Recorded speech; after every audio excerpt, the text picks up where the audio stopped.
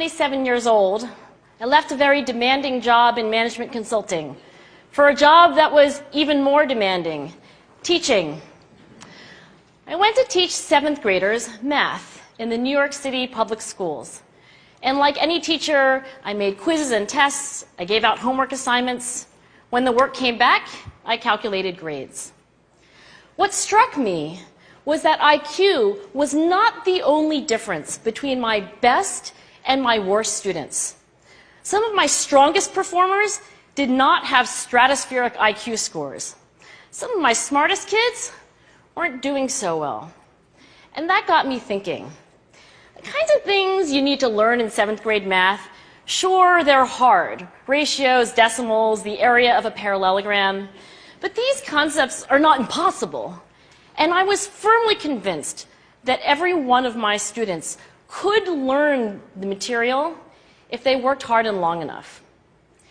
After several more years of teaching, I came to the conclusion that what we need in education is a much better understanding of students and learning from a motivational perspective, from a psychological perspective.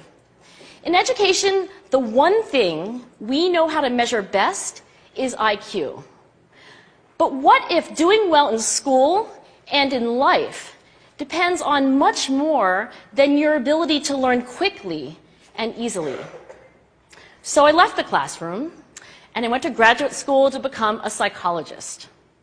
I started studying kids and adults in all kinds of super challenging settings.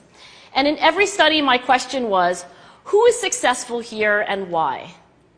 My research team and I went to West Point Military Academy. We tried to predict which cadets would stay in military training and which would drop out. We went to the National Spelling Bee and tried to predict which children would advance farthest in competition. We studied rookie teachers working in really tough neighborhoods, asking which teachers are still going to be here in teaching by the end of the school year. And of those, who will be the most effective at improving learning outcomes for their students?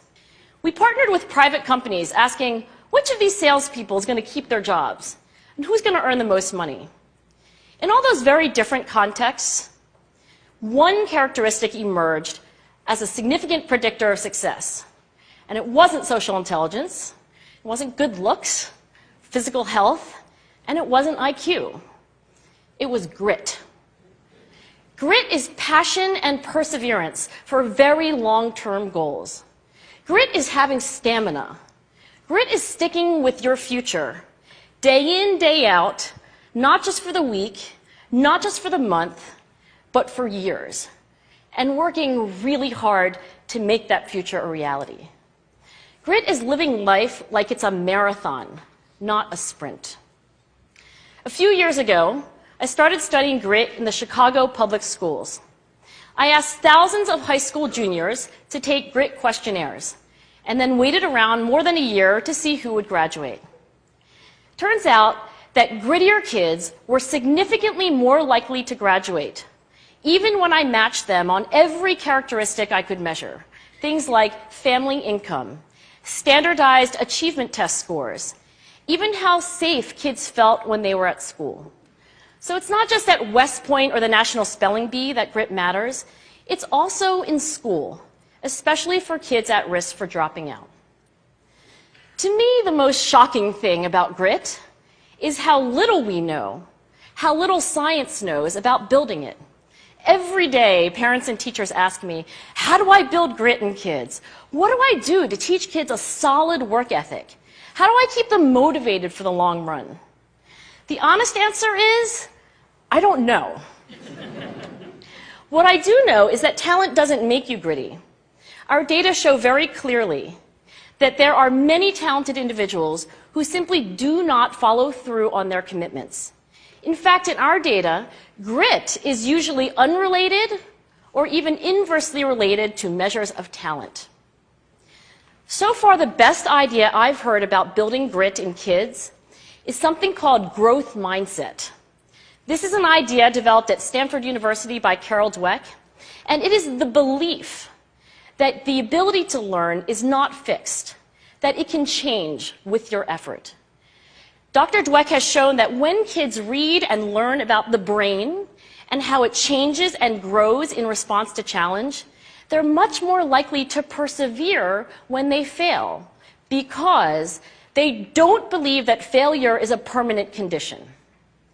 So growth mindset is a great idea for building grit, but we need more.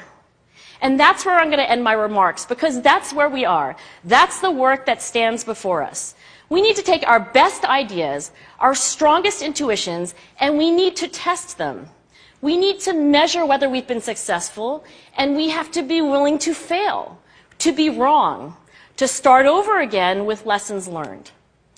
In other words, we need to be gritty about getting our kids grittier. Thank you.